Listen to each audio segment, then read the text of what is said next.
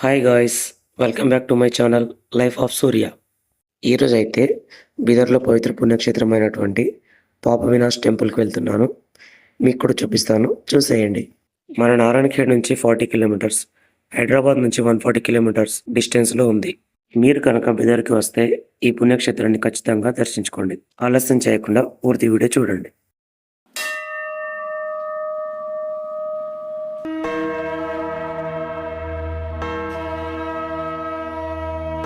ఇది 12వ శతాబ్దానికి చెందిన ప్రాచీన శివాలయం.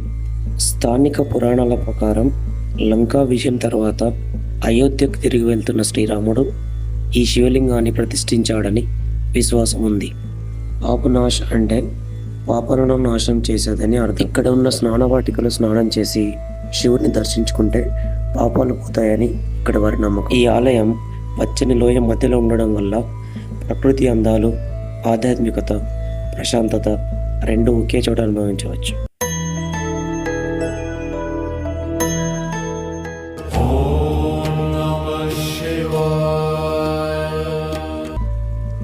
మహాశివరాత్రి పర్వదినాన వేలాది భక్తులు ఇక్కడికి తరలి వస్తారు.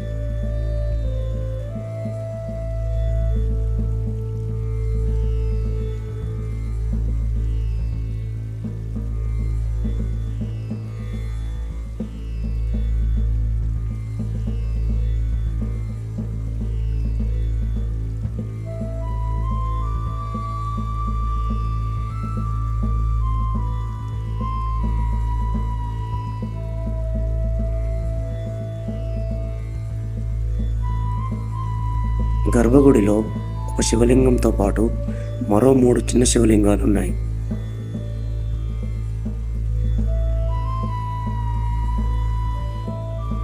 ఈ శివలింగాలు శివుని యొక్క వివిధ రూపాలను సూచిస్తాయని భావిస్తారు.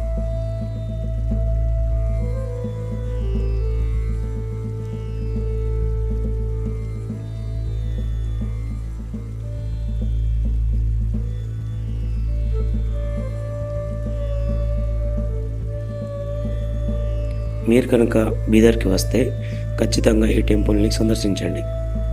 ఈ వీడియో కనుక నచ్చినట్లయితే లైక్ చేయండి, షేర్ చేయండి, నా ఛానల్ని సబ్స్క్రైబ్ చేసుకోండి.